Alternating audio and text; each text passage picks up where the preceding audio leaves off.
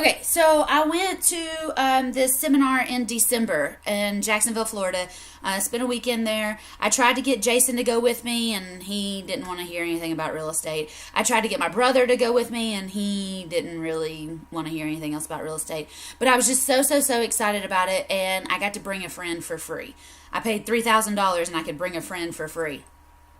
So I ended up finding one of my brother's buddies who was currently unemployed at the time, and he agreed to go with me. So we went to Jacksonville, heard all about what turned out to be an owner financing boot camp, because these people called dodd-frank were apparently going to ruin owner financing for everybody.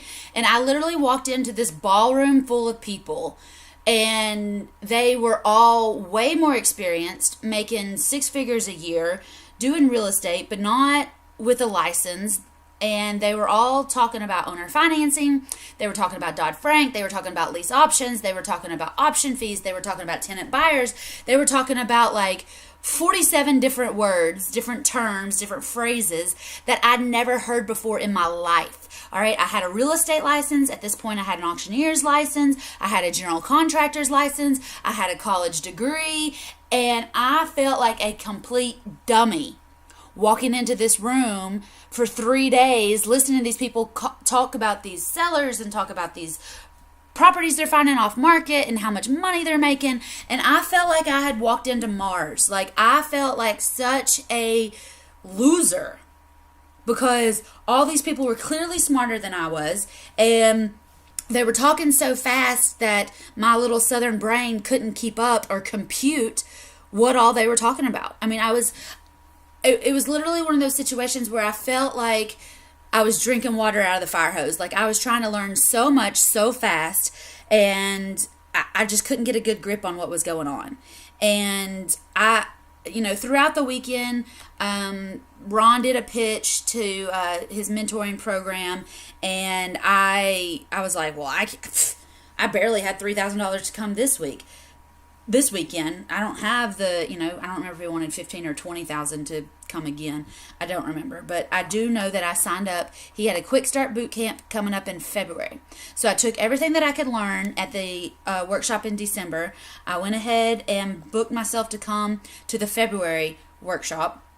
And I got this big pack of CDs mailed to me. So from December to February, I listened to these CDs, which is basically just a bunch of boot camps that Ron had recorded.